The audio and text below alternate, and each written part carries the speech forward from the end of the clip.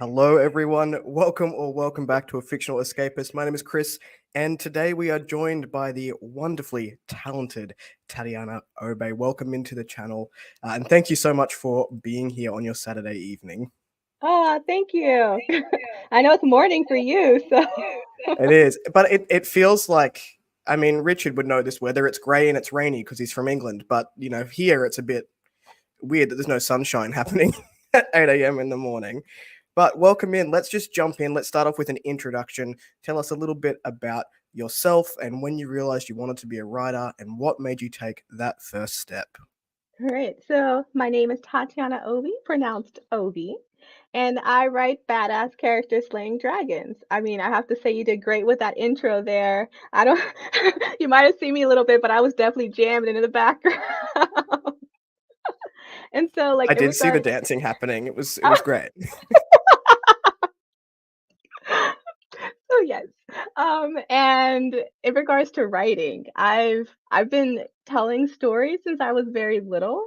Like I distinctly remember my siblings crying when I stopped playing with dolls because like they no longer had like these fantastical stories for them to play with. And in storage, I still have like a lot of the old books that I wrote in like elementary school when I was younger. So I've been telling stories for a really long time. But as I got older, it kind of got harder and harder to share those stories. You get more self-conscious. You kind of also internalize that constant mantra of no one makes money, selling doing writing. So and then I'm such a perfectionist but despite it all, like I still wrote. Like I very much am a storyteller and very much am a writer. It's how I process the world around me.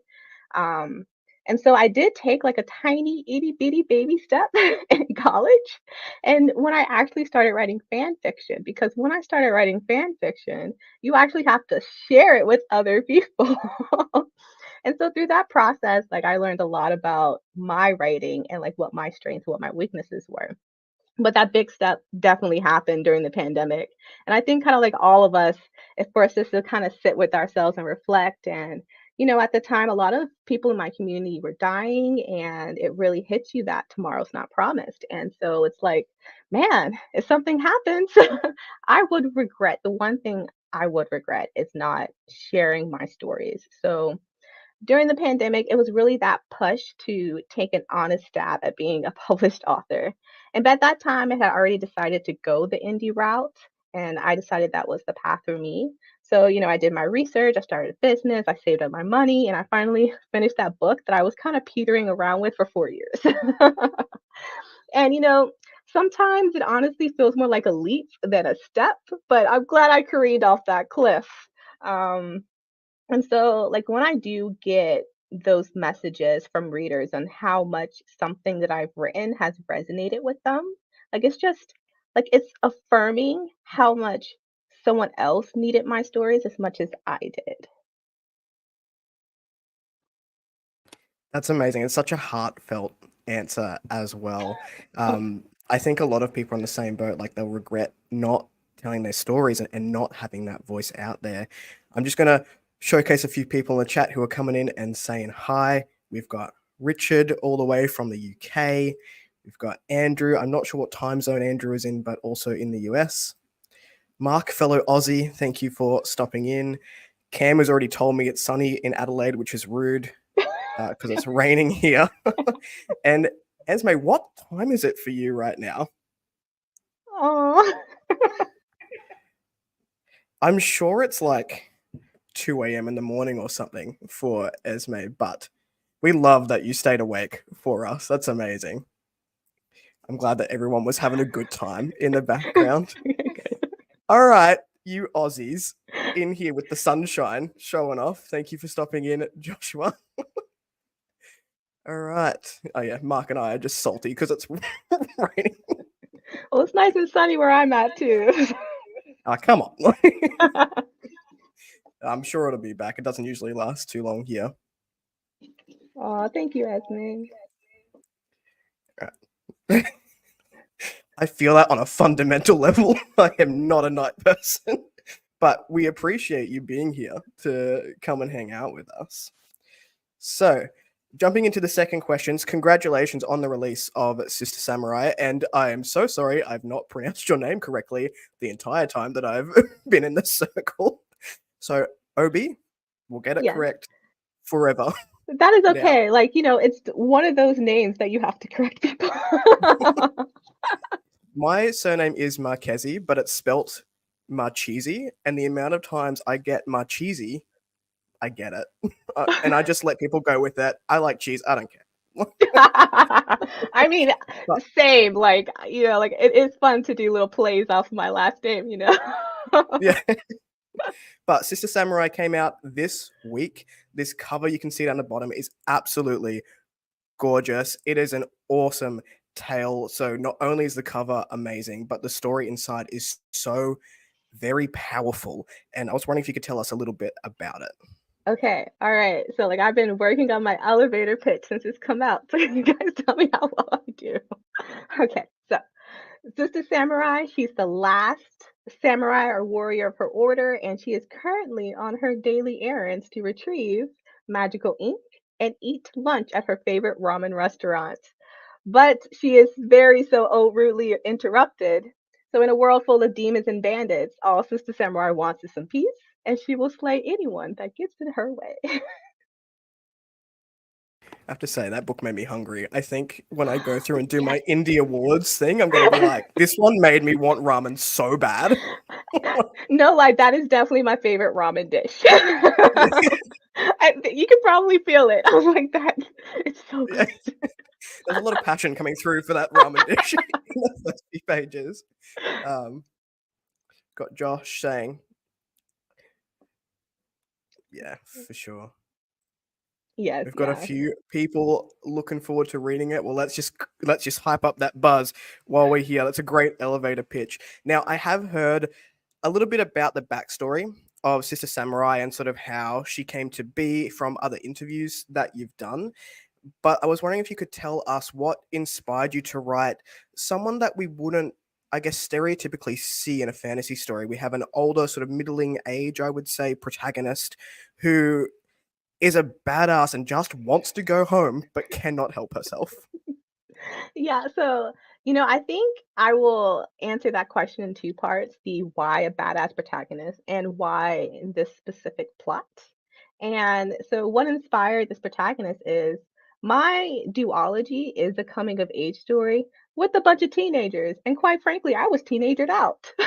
Like I was ready to stretch my muscles with an older protagonist. And I usually do write characters of all age ranges, and I do prefer to read and write adult fantasy. So, like, in addition, there's also not a lot of there is a lot of young adult characters represented in Black speculative fantasy and fiction, but not enough older characters, in my opinion. Like, like N.K. Jemison's definitely holding it down with the fifth season, but there's still more stories to be told there.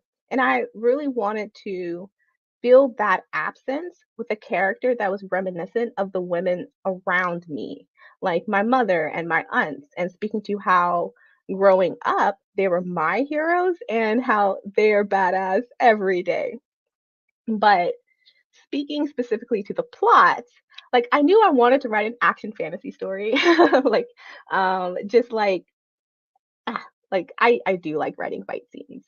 And usually in action focused properties, the plots tend to be very simple and straightforward, right? There are like exceptions, but they tend not to be very complicated. Like John Wick gets revenge for his dog. Kill Bill, she's getting revenge for what's done for her. Like there's someone going on a rescue mission. The plots tend to be very simple and straightforward to kind of give space to all those like action scenes in the narrative. So I knew I wanted something fairly simple, but also relatable to the everyday experiences of Black women. And also, like, for me personally, I hadn't seen this plot done in fantasy before. And it seems very simple and it seems very obvious. But, I also think that it kind of speaks to how we value women's stories. Um, and also, as I, just living and as I gotten older, like you really begin to understand the sacrifices that your parents do for you, like for that my mom went for me as she raised me and my sisters, and how tiring sometimes that can be, like how tiring it can be to just go to the grocery store, run errands, how tiring it is to like deal with sexism or racism at work on a daily basis, and just the mental and emotional and psychological burden of existing within a system that wants to tear you down. So that, like that simple constant struggle of trying to make it home every day. And, and to some who like live more privileged lives, they don't really think about it. But I really wanted to highlight the stories of those women whose act of coming home is a fight every damn day. I think that's something that, I present as a white man, and I'm in a relationship with a woman. So to the outside, I am a white, straight dude. And I think fiction has this magic where, and I was definitely transported by Sister Samurai and even Bones to the Wind and the Forging of Age duology, where you get to experience somebody else's view. And that is so friggin' powerful and so magical. And like, I do not get emotional very often, but I did reading Sister Samurai because I'm like, holy hell, this is not something that I've experienced, nor will I ever have a full concept of this. But I think you've done a wonderful job of celebrating those women in this book, and it's amazing. Oh, thank you. So you're hitting these really heavy thematics, I would say, and trying to bring in a conversation that a lot of people probably don't think about in their day to day, quite honestly. And I think that's been done very well. But you also add these elements of like cheek and humor to get the story flowing. How do you find the balance between the two of having this story told, but also making it sort of lighthearted enough that people are just going to pick it up and have fun? Um, so I feel like I've definitely like recently begun owning the comedy writer in me. Like I think I've said in a in another interview that like I didn't know I was funny until I gave Bones to the Wind to the beta readers for the first time, and they're like, Tatiana, this is really funny. And I was like, what? What are you talking about? I have no idea what you're talking about. So coming into Sister Samurai, there's a more awareness of the comedy. And so when I went to beta readers, like they are very really helpful to test jokes, kind of like how a stand-up comic tests their jokes with an audience. So like when I gave it to the beta readers, I did ask them to add commentary and let me know they found anything funny. And so like if multiple beta readers laughed, I knew not to mess with that joke. But if multiple beta readers like wasn't really feeling something, I either reworked it or I took it out. So I was definitely more conscious and intentional of the humor in this book. Um, than I was in the in my debut. But reflecting specifically on the balance of humor with serious topics, like I do think that might be both innate and cultural. Um, Black humor is a very specific thing. Like, it can be dark at times, and it's also very referential. Like, like I don't know if you know about what happened with the events of the Montgomery Ferry. So a couple of months ago, there was a ferry that was trying to dock, and the dock worker asked a group of white men and women to move their boat so this ferry could dock. They did not like that, and they attacked this man. And so there was a lot of people around that went and assisted him. And so while this was a very serious thing that happened, there were a lot of jokes. Like, Black Twitter had a field day with this event. Like, I could not work all day because I was just laughing the entire day. Like, you know, Black humor is this very special brand of thing that I don't see very much in fantasy, and I really also wanted to write that in fantasy. And it's kind of a sort of laughing in spite of the darkness and in spite of all of this terrible shit that happens. And, I do feel that sometimes traditional publishing is only interested in like our pain and our trauma. And that lens is so very narrow and so very limiting. And it misses like all of the nuances who black people are. Like we mourn and we laugh, and sometimes we do it at the same time. So Like, one of my favorite movies is The Best Man's Holiday. I don't know if you guys have seen it, but it's a Black comedy that's very hilarious. It has, like, really great character development for the entire cast, and it will also have you sobbing at the end of it. Like, it absolutely balances, like, serious and humor very well. Like, or for example, there's, like, Tyler Perry's Medea. Like, one moment is really funny, the other moment they're having very serious conversations. So I think this brand of humor is like very cultural. And, as we know, humor is cultural and there are different types of humor. And so I think the strain of humor that I grew up with kind of just naturally infects my books. So yeah, like serious shit's gonna happen because that's life, but also we're gonna have fun because that's life too. It makes it so very real and so very human, the experience is that we can still, yeah, crap happens, but we can still have a laugh at the end of the day and find some sort of joy out Yeah. of almost any situation that we've been in. So Andrew asked a question that I'm going to let you answer. 100% yes. Like this book is specifically marketed as an homage to the anime Afro Samurai. And it is in very much in conversation with that piece of work. Because Afro Samurai had very it's one of those defining media that's important in blurred culture, Black nerd culture, but there was very little lack of Black women in it. Like one line in the movie, and that's it. And it's like this at the time, in the 90s, it was like, this is all we had. That's all we got. And there were no women in it. What is this? So, yeah, like a lot of, you'll see some of my pettiness and some of my frustrations with Afro Samurai and just kind of like commenting on it and taking inspiration from it in the book. I love that. Yeah. Yes, Andrew, get on it. Put it in the Yeah, cart. yeah. I'm waiting to move to Perth so I can buy the hardcover. Normally, I do not buy hardcovers and novellas, but this cover is so beautiful. It needs to be front and center on a Oh, thank shelf you. somewhere. So Sister Samurai is a very strong character, but it's not the first strong female character that you've written. So I'm going to throw over to Raja. Hopefully, I pronounced that correctly in the Forging of Age duology, who like was very teenager and like shat me because she was very teenager throughout the story, but is one of those characters that for me I still think about since reading the book, Oh. and I think about the development and the growth there. So can you tell us a little bit about, I guess, the contrast about her and writing someone younger versus writing someone older? Okay, yeah. So, you know, yeah, Raja. Like, oh, Raja. So she's one of the three main characters of my duology, and that's kind of centered around a rite of passage, a coming of age hunting competition, and she's that character who is very talented and very skilled at what she does. She's strong-willed, she's very ambitious, she kicks ass, she takes no prisoners. But also sometimes that doesn't always make you a good team player, and this is a team competition. So like a lot of shenanigans ensue.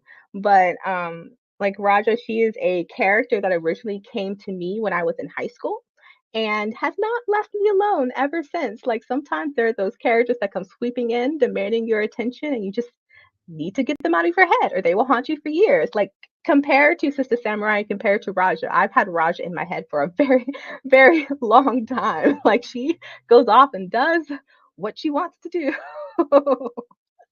And but I do have to say that, compared to Sister Samurai, she also came into my head as a very fully fledged character. Like, you think about the first sentence of the novella, and the first sentence of the novella is, I knew it was going to be one of those days when I forgot my glasses.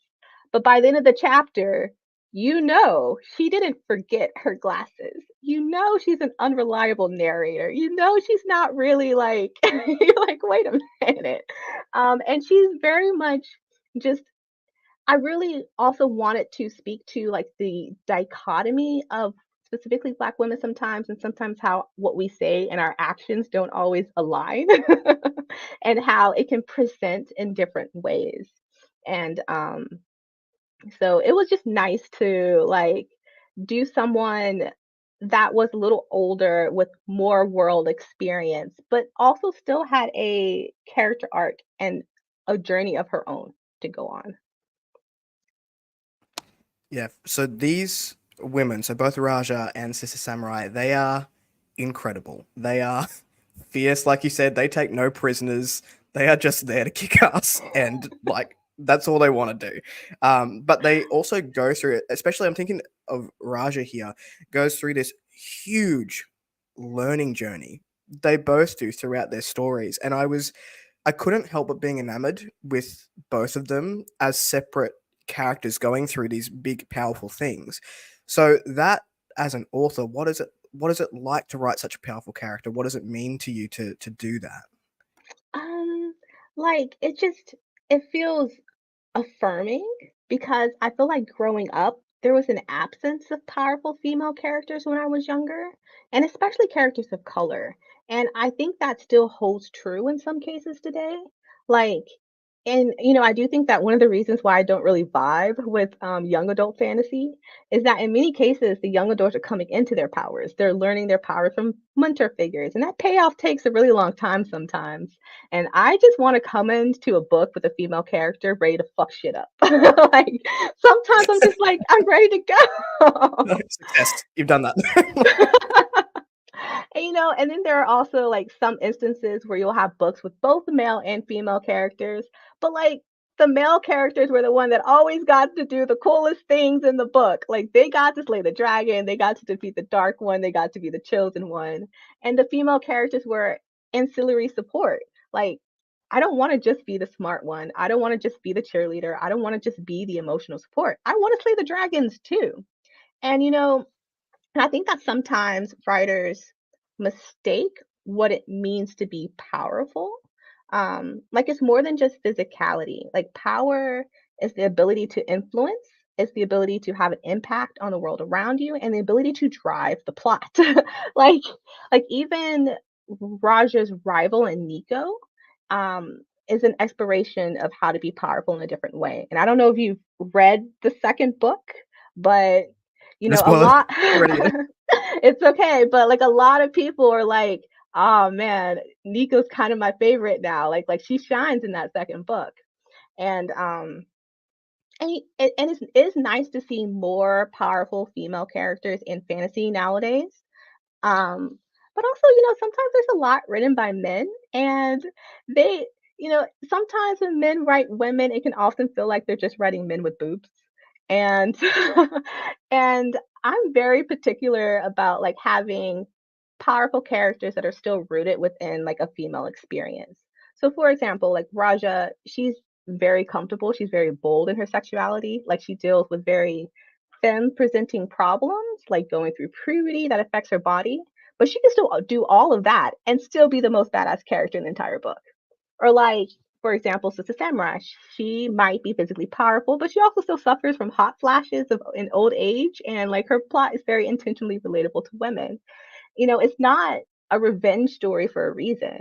And where I see, you know, I feel like a lot of these stories go wrong is this inherent association with motherhood. Like that's kind of all what we're about, but motherhood isn't all what we are. Like there's many facets of our personhood. So like for example, I'm a woman. I'm also black. I love to travel. I love nerdy anime things. I love fantasy. I'm also not perfect. I'm flawed and all these other things. I really crave to read these fully realized female characters that drive the plot and impacts the world around them. So I do believe that there are a lot of stories regarding women, especially women of color, that haven't been told yet. So yeah, like I do think it's like a combination of absence and also being tired of reading the same old shit, honestly. Amen. It's it's interesting when people talk about men writing women. Like being trans, I grew up as a woman for 26 years and I dealt with all of that. And then pivoting and having a different experience in my late 20s and early 30s. Sometimes reading women written by men shits me so much. I'm like, you have no idea like what is happening. Um, I remember, like, being trans and having the trans experience there's a scene in Bones to the Wind where Raja is dealing with female things, and she's like, "I want these off. They're very annoying to me," and, like, binding the chest, and I was like, that was really powerful for me to read in that moment as well, like, even though it wasn't a gender thing, it's just something it was an action that so she could go and kick ass that took Yeah, place, yeah. in there, so yeah, I think you've nailed it. Normally, what I like to do is sort of, talk about the writing experience next in these interviews. But before I go into the writing process, I do want to shout out a group that's really opened my eyes to some experiences that I wouldn't have necessarily. And this is the Be Too Weird Book Club. And I'll put that link in the description box down below as well. I discovered this through Jess McCutcheon, which I didn't realize you put me in touch with indirectly. That was like mind blow for me. Um, and she came onto the Queer Corner and was shouting out the Be Too Weird Book Club. So I started following that and realized that you were also a part of that. So can you tell us a little bit about the Be Too Weird Book Club and why it's so important? Okay, so yeah, so like the B2 Word Book Club is a book club that primarily reads sci-fi and fantasy by BIPOC authors. And they chose my book as their book club indie read in last October. And that's how I initially heard about them. I was like, oh, this it was the first book club to pick up my book. And like at the end of their book discussion, they invited me to come in for an interview. And it was the first time I'd like talked to anyone who had read the book outside of the initial betas. And like it was definitely interesting. But like I love their vibe, I love their energy, but like most importantly, I really loved their mission of uplifting sci-fi and fantasy BIPOC authors. And like on the reader side of me, that's something that I'm very passionate about. Like I love to engage with, and I love to uplift sci-fi fantasy of all diverse perspectives. So like whether that's BIPOC, queer, disabled, like neurodivergent voices. Like I love, I like I read all of it. And it's really sort of the book club that I wish that I had access to, like growing up. Like I was in my own little corner. I had no one to talk to about my love of fantasy books. And so, like, after that interview, I was like, yeah, these are cool folks. I'm going to join them. And I've been with them ever since. But I do want to also talk to you about kind of the importance of their like place in the book community because they do very important work. And I say work very intentionally because I don't think there is enough acknowledgement of the work that BIPOC and queer readers often do for the books and authors that they love. Like, there are conversations happening right now in diverse reader spaces of how traditional publishing is beginning to backslide on a lot of their initial diversity initiatives. Like, we see the books that are being acquired now, we see what those numbers look like. And so you do feel this increased pressure to shout about these diverse books that you love and kind of make sure that Tribe Love is listening, or else we might not see these voices again in the genres that we love. And like I know a lot of people might be saying, but hey, there's a lot of these wonderful diverse books. How can we possibly backslide? But look around to you. Like we've been backsliding for years. And like just this week, several Palestinian and anti Zionist Jewish authors have been dropped by their publishers. And this is at a time when their voices are needed the most. And regardless of where you stand on the issue, I'd at least hope you'd want to hear and educate yourselves about both sides. Like, there are reasons why people are turning to books to educate themselves about what's going on. So it's absolutely a privilege if you have the luxury to talk about your favorite books and talk about your favorite authors and not worry about them disappearing. Like not worry about them getting the marketing or the editing they deserve. Like a lot of these spaces, they champion these diverse books, even when at times, like they don't get the editing they deserve. They don't get the marketing they deserve, even at times when they aren't perfect, because you do so even now be- because what we have now is such a small sliver of stories to tell. There's so many more we could have, and it's like we need more. So they do really important work raising the visibility and of authors that really need that visibility. They primarily operate on Instagram, and they often partner with publishers, do tours of various BIPOC books. um, They would also invite authors for interviews, and speaking from personal experience, like, on the author side, there there is nothing like stepping in a room of people who look like you, who enjoyed your book that you wrote for them. Like, and I've also been in some of these interviews, and you can, like, see it in the face of some of these authors, like, how rarely they get a chance to step into the room and speak to the readers that they wrote their book for. So Be Too Weird does some amazing work to support and champion diverse voices within the science fiction and fantasy community. I've definitely learnt a lot since watching some of this. I catch lives with the Be Too Weird book club sometimes because they sort of happen right before I start work. I didn't realize how much erotica was out there in the world written by BIPOC authors, but you know what? More power to everyone. Um, Well, actually, like, speaking to that, like, speaking to the history of indie publishing and the history of, like, specifically, like, Black indie publishing has been a thing since its exception, and especially Black erotica. Like, we've been talking about sex for a long time, very openly. Like, if you compare, sometimes if you compare like a Black erotica book to like a regular, like mainstream white erotica book, it's very culturally very different. Like, this, the way it's presented is very different. but man, did they have an audience? I was in that chat with one of the authors, and it was going off. I was like, oh, okay. Sitting here in my vanilla corner, you're like, oh. It was just amazing. I really love the book club, and I love catching, like, you're right, the energy, the vibes, they're doing such important work. I really, really appreciate them. So, moving on to writing and I guess your writing process, I do ask everyone, how did you find your voice? And are you a plotter or are you a panzer? Whatever that word is that I can never pronounce. So I am definitely a pantser. Like, I usually have signpost, like signpost of like where I think I'm going. And yeah, so like I definitely knew the ending of Dragging Your Bones before I started one word of Bones to the Wind. And for those who have read the book, yeah, so I definitely knew that ending before starting. Um, and so I'm definitely a pantser, but I do have signposts in mind when I'm writing. Um, and in regards to how I found my voice, I think kind of writing a lot of books, it did help that I had been a writer for a long time before debuting. And because by the time I decided to do this author thing, I had written quite a few books. And like looking back, I'm able to see, okay, what are those shared themes between all of my works? What are those common threads? And even through fan fiction, I knew what my strengths were. Um, I really enjoyed writing action and nuanced character development. I also knew my work. I wanted my works to be representative, and so like starting out, I had a pretty good idea of what my brand would be, like badass characters slaying dragons.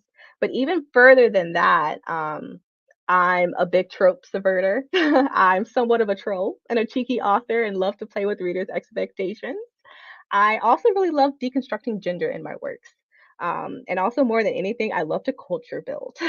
Like, a lot of authors' world building is very expansive, and my world building is more focused on depth. Like, I love to explore a culture's economy, their politics, their holidays, their philosophies, religions, like just all the way down to even how they think about sex. So, like, really just building an entire culture and putting myself into someone else's shoes and challenging myself to think just completely differently. It's just like that's fun to me. That's like exciting to me. So yeah, like, and even now I think it's a journey like of being a writer to developing your voice. Like I said before, I didn't know humor was a thing, and now I'm beginning to embrace it and put it in my toolkit a little bit more. So yeah. I like to challenge myself into to do things and to improve my craft and to grow and just write those stories I haven't read before. I never really thought about that, the cultural development of world building, because I am admittedly a world building first driven reader, and I really liked the world building in Bones to the Wind specifically, and I did not twig that that was very much a deepening of culture more so than a deepening of landscape. Um, and that was amazing. I love exploring that. Please continue to do it in the books. But yeah, it was such a cool element of the book where I remember I guess the slum Yeah. part of the story and really getting quite deep into the culture behind that. And I was so like just turning pages. Just wanted to know more and more about it. But I love that you like to deconstruct the tropes. You can definitely see that in both works that I've read so far. How have you found the world of indie or self-publishing thus far? Do you have favorite things? Do you have least favorite things about it and the whole community and what you have to do as an indie author? Okay. One of my favorite things about indie publishing is just, like kind of that freedom to tell the stories that traditional publishing can't tell. I don't think Bones to the Wind or Sister Samurai would have ever gotten through a traditional publisher. And so, like in my head, I'm just like, oh, I'm here to fuck the genre up. Like I have stories to tell that you haven't seen before or even consider were possible. And just like that freedom to unapologetically tell my story without having to cater to like a white male gaze is just really empowering. Um, like so for example, like there's a lot of conversations within a forging wage duology which were conversations that I wish were had growing up. And these are conversations that often disproportionately affect brown and black communities. And yet, like these are conversations that I've often lived and experienced, as well as many other women of color. Like there are a lot of criticisms about the young characters having sex in the book. But these criticisms I feel often fail to see the mechanisms that I'm critiquing because they don't really relate to those experiences. Um, you know, Black women are often very sexualized at a very young age. We are often likely to be treated and punished like adults at a very young age. There's a huge lack of sexual education. And in the school system, that often stressed abstinence, but not education. And, like I can't tell you how many people I know that have used birth control wrong and have made mistakes and thought they knew what they were doing. And so, but at the same time, when we mess up, we're criticized as being too young, as too fast, and shamed without anyone ever looking at the systems in place that, quite frankly, don't give a shit about us. Like, they don't care about our children, they don't care about our health. Pro choice is specifically a huge issue that affects Black women because we often face a high mortality birth rates compared to everyone else in this country. And it is very much often up to us to have these conversations on how to like navigate such a vicious culture as part of growing up. And so when you're like, so it's crazy sometimes because a lot of people will say that the series is a dystopia. And I'm just writing real life, like trying to capture how it feels to be Black, to be a woman, and to be poor in America, but also while still persevering and still being messily human in spite of it all. And so like, yeah, like if those conversations make you uncomfortable, it's supposed to. Like, I want to challenge my readers. I want them to ask questions because those conversations are so important to have, specifically within my community. And indie publishing allows me to have them. And I really do appreciate that. Um, in regards to my least favorite thing, uh, when I was younger, like you couldn't wait for the next big fantasy book to drop. But now it feels like there are books every day and that you'll never conquer your TBR. And it's just like, it can feel very overwhelming. So I can only imagine how readers and reviewers feel. And it's a very saturated industry. Like, it definitely requires you to put in that grind to find your target audience. And like, a lot of authors do that before they publish. I didn't. And I kind of just threw my book out there and jumped off a cliff and saw, to see what happens. But, I am very fortunate that I've kind of found my footing a little bit. Um, I have found like a great group of Black fantasy indie authors, really small group that we kind of support each other and cheer each other on. But like just navigating the so much of it all sometimes. it's it's rewarding, but it's not easy. No, as like a reader, I get review requests all the time, and I've got like a tiny channel and a tiny little following, and I've had to start saying no, and it feels awful because you're like, I have like 4,000 books that I got to get to at some point in my life. so Yeah. sorry. Um, but yeah, it's I can imagine that's quite a space to navigate because there's new book cover reveals like 2 or 3 every day, and people are like, yeah, I want to read that. I don't even want to know what my TBR looks like right now. I'm just gonna close my eyes to all of that. So I guess having found your group of people and the readers that you want to reach and want to teach and share your stories with, how have you pulled readers into your world? Do you have alphas, betas, arcs? How have you found your marketing aspect, I guess? And what avenues do you use to market yourself? Okay, all right. So there's a lot of questions. I'm gonna start with the alpha beta arc reader question. And I don't use any alphas. So when I give the manuscript to beta readers, it's the best that I can make that manuscript on my own. I don't really like employing outside opinions during that early stages because I definitely am my own worst critic, and I'm the hardest person to please. So, like, I do enjoy a story when it's all mine and I'm telling it to myself and I'm crafting it to the vision that I want it to become, but that's first important. Can I put my vision on the page? And that's important to get to.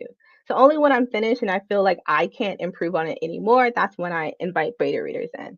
And like I would like to have an established team, but it's been pretty much like, hey, anyone interested in reading this story?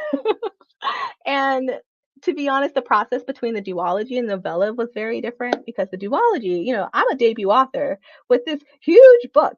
And, it's hard to find beta readers who'll be like, take a chance on like this new debut author that they don't know. And but with Sister Samurai, I was already established and I had a track record. So when I sent out that beta reader call, like I had beta for my last book. I also had like a whole formation of Black women who showed up and answered the call for this book. I had about 20 of them. And I also Love had that. Bo. He was great. But, and it also was a novella, so it didn't demand a lot of the beta reader's time either. And I'm sure that made a huge difference. But I am interested in growing my team, with some more reliable folks for my full length novel. So if you're interested, let me know. Hit me up. I'll add it 4001. It's going on. Hey, Timothy, welcome in. Thank you for joining us. I Yeah. just wanted to showcase a couple of the comments that have come through. This one in particular, I think it's a really cool part of indie and why a lot of people go indie. Yeah. The niche doesn't matter. You just get to Yeah. do you. Yeah. Like if you can find your audience, that is so important. Like even talking, it kind of flows into, oh no. My charger is not charging on my phone. Oh no, Hold on, just a moment.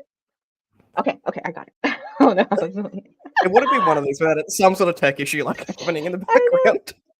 But like speaking of like reaching like that niche audience, like reaching your audience, like sometimes I wonder like how Bones to the Wind did it. Because sometimes book marketing can be like, oh, let's just throw a dart and see what sticks. But I do know what was the like, kind of the lightning strike for Bones to the Wind, and because I've asked, like I've asked my readers, and it was definitely the book cover. So when I first published Bones to the Wind, there were some bookstagrammers that picked it up because of the cover and because they really liked the cover, and which is also why my audience is primarily on Instagram. And but these were bookstagrammers that specifically look for indie authors to support, and so they read it, and then it really started getting into the hands of people through word of mouth. And, as you know, like, I don't, it's very hard to tell what marketing is working sometimes. Like the analytics is hard or is hard to like pinpoint what it is. But like you could definitely see the book start circulating among like BIPOC and queer communities. And it did feel kind of like a sneak hit because it didn't really hit me until the end of 2022, and, like, a lot of reviewers started posting their top 10 list, and it was like, "Whoa." There were so many BIPOC and queer reviewers who read over, like, 100 books a year listing Bones to Win in their top 10 reads, and I'm just like, "What? This book that kind of felt like a drop in the ocean within the mainstream indie community was really resonating with the people I wrote it for. And was also being mentioned in the context of other BIPOC traditionally published books. And, since then, multiple book clubs have read it. And, despite the end of the day and all of the fancy marketing tricks, there really is nothing more powerful than a good cover to get that initial interest, and then word of mouth if it's a good book. We are And vain as as humans, so a good cover is gonna get us. yeah, a good cover and a good book. That's like my best advice. Oh, thank you. I know for me, I it was definitely the Dominish Indie Showcase. So if you're an indie author and you're not on those showcases, go. I will buy all the books. My TBR has broken because of that thing so many times. But I remember seeing you on it and promoting Bones to the Wind, and I was so enamored with your energy. And I was like, whatever energy this is, if that's in that book, I need to know. Oh I my god, need to know about it. I did that take probably like 100 times because at the time I was in Portugal and I was like, okay, I'm gonna do a video and like there is this Moorish castle on the top of my Airbnb. We're here. We have to do it. We have to do this with the castle in the background. And I took so many takes because there was one point the book flew off the roof. But I'm glad. Also to the I'm wind, so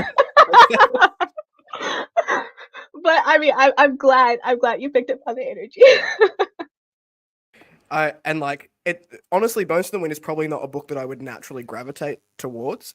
And it's one of the most important things I've ever read in my life. So, it just goes to show. There's a comment in here that says, Timothy Wolf, your covers are awesome too. Your cover is my background on my Oh, phone, Timothy. that is I think pretty. it's so cool. Anything with a lizard in it, I'm in. But I like took the photo and put it as my background. That's just me being a nerd. Apologies. No, that's okay. Speaking I've had friends message me, it's like, "I have your Sister Samurai as my phone cover." I was like, "Oh, I don't even have that yet. Thanks." why wouldn't you though? That wraparound is incredible for that book. I do have to ask about the cover and what it was like working with the legend that is Felix Ortiz and coming up with this beautiful thing, which is going to be on so many shelves. Yeah, I mean, it was such a great collaboration, like, because, like, I knew that he had done a lot of Asian-inspired fantasy, covers before, right? Like, he did the Never Die covers, and he also did that special edition of the Sword of Kaigen, and it's like, oh, those are great. Um, but there is this very particular piece of artwork in his portfolio that is kind of just this really dreamy samurai piece. And I was like, that, like, that is what I wanted. And I also really like the way he drew female characters. Like, sometimes guys have the tendency to really sexualize their female characters, even without meaning to. And I definitely did not want that. So, like, I did make sure that he was the perfect person, he was the style that I wanted. And so when I reached out to him with my initial idea that, "Hey, I'm doing homage to the Afro Samurai," like, it was such a huge relief to hear that he knew what it was. And he's also a fan of the anime, and he was really excited for the project, and he was like, "Yeah, I'm gonna go ahead and, like, start researching and looking things up." And I was like, "Ah, yes." Because, you know, it is, like, hard sometimes, like,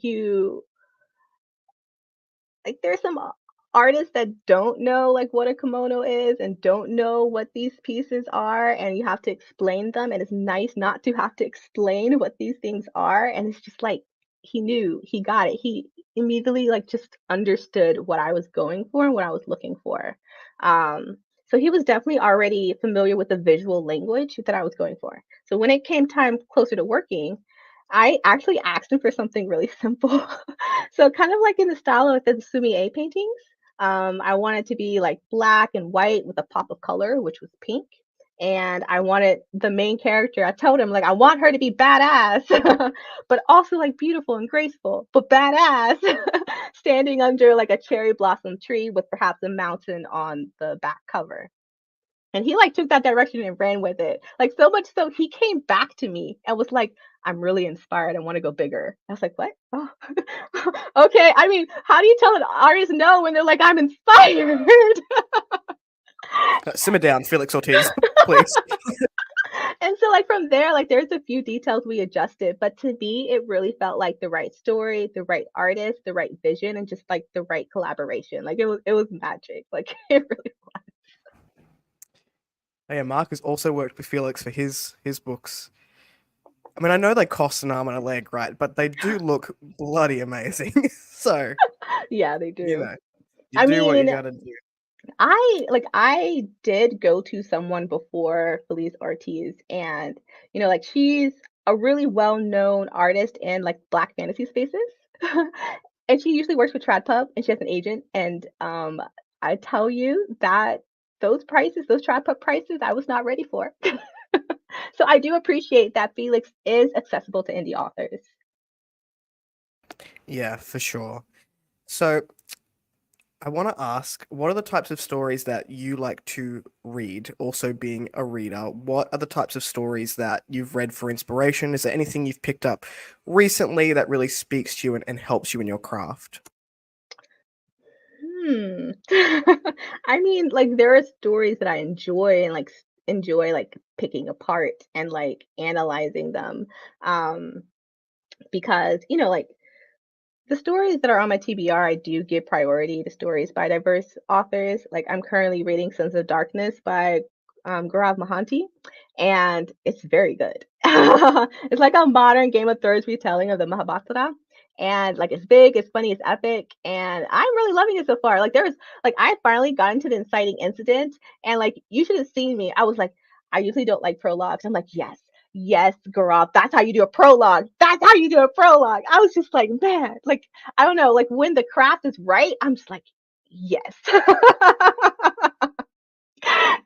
And like previously before this, I think the book that I had read was The Sun and the Void by Gabriela Romero La Cruz. And the world building of that is probably like the best representation of post-colonial Latin America that I've ever read in a secondary world fantasy.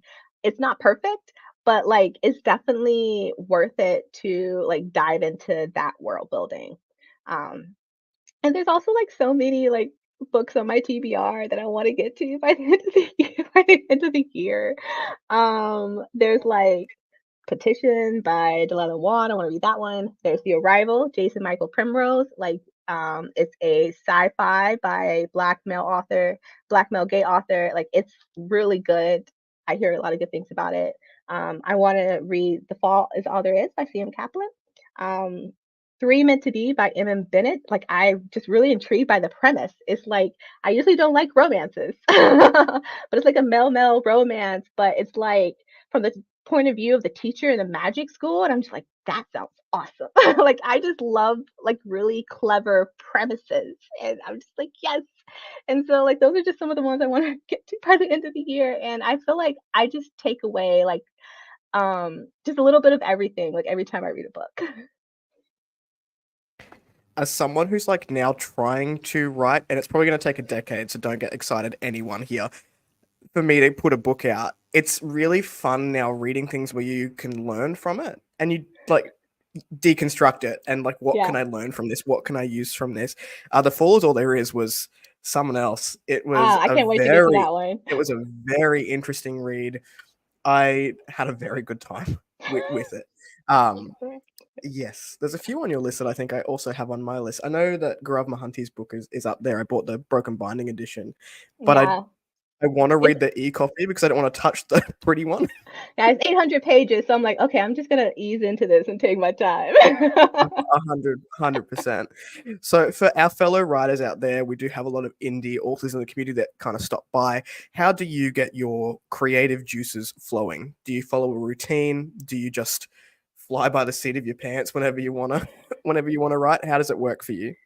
um So oddly enough, I actually first draft to music and it kind of like keeps me going and it keeps me vibing, but I can't edit to music. So after that first draft, I can't do music. But the right song can kind of get me in that right headspace to start putting the words on the page. So I do have a whole playlist for all the main characters of A Forging of Age. And of course, there's a playlist for Sister Samurai too. Um, and, sometimes and it's also very helpful to have a routine. Um, like at this certain time, I'm going to sit down, I'm going to write, because sometimes that really does train the brain to get into writing mode if you're consistent with it. Thank you. Also, another tip, publish a book. Mentally, I've been done with Sister Samurai like 3 months ago. The story was finished 3 months ago. And even though I've been marketing this thing ever since, I'm not a person that can market and write at the same time. Like, it takes a lot of time to do content. It takes a lot of time to engage with people. So by the time I've released a book, I'm ready to start writing again. I'm like, okay, all right, let's get this over with so I can start on my next one. The marketing thing is such a killer. Oh, For yeah. people having to market your own books, but I totally understand not being able to write and market at the same time, as it must be a lot of brain space that it Yeah, it takes up is. to try and push it out into the world.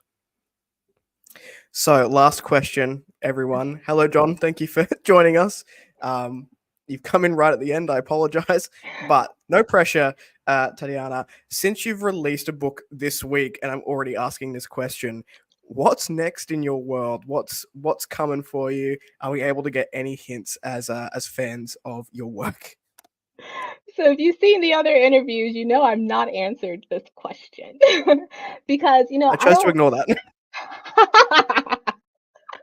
So, I don't like making promises when I don't have words on a page yet, because if it's not working, I'll change my mind.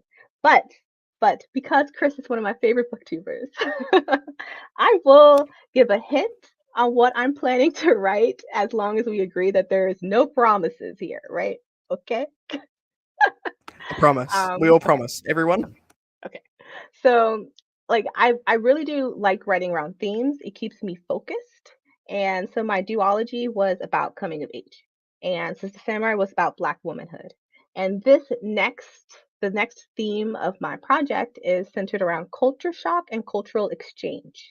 So, I've written that book for my family, and now I want to do one dedicated to all those friends that have invited me into their home. So, those friendships made across cultures and countries and language barriers. And I'm calling it Project Vincent. And if you've read all my books, that should be a hint on what I'm working on next. I can't wait to dive into that later. Start going through all the books and be like, where's it coming? Now that sounds awesome. Culture shock is an amazing topic, an Yeah, amazing theme. in fantasy, we have all of these different cultures, but I mean, at least me personally, I haven't really read a book that's about cultural exchange and culture shock, two different cultures meeting each other, and not in a war capacity. That sounds awesome. We do have, yes, it is a dope cover. I love that people like covers sell. They do. Yeah, That's yeah, where they you do. want the money to go. It is it is fascinating. Um, I remember going to China when I was much, much younger and just being like, this is so different to anything that I've ever experienced. Like, what a topic to unfold there. I've not read Babel, Timothy. I'm scared about R.F. Kuang and their writing and I've read if I'm going to like Babel. it at all. It definitely takes a more academic approach to language. But, I'm definitely interested in the hijinks and the shenanigans. Yes, all about the shenanigans. Well, they are all the questions that I had. So I'll again extend a thank you to Tatiana Obey for being here today and giving up part of your Saturday evening for us. Yeah, thank you so much for coming on and chatting to us about Sister Samurai and writing. Thank you. Thank you for inviting me. Yeah, of course, always welcome. Just be like, I'm coming on your channel. I'm like, okay, no stress. Oh, good. All right. Well, we'll sign off or wave goodbye. Thank you to everyone in the chat who has joined us. Oh, hang on. We have a question. Does it have orcs in it? No. No, no, no, no No, no, no. orcs. Okay, But okay. Yeah, I like to culture build. So real people. Yeah. meeting each other. I had to think about that. I was like, "Hang on, there is that scene with the things in it," but I can't give anything away because that's spoilers. But awesome. Thank you, everyone. I'll wave off. Thank you so much for being here.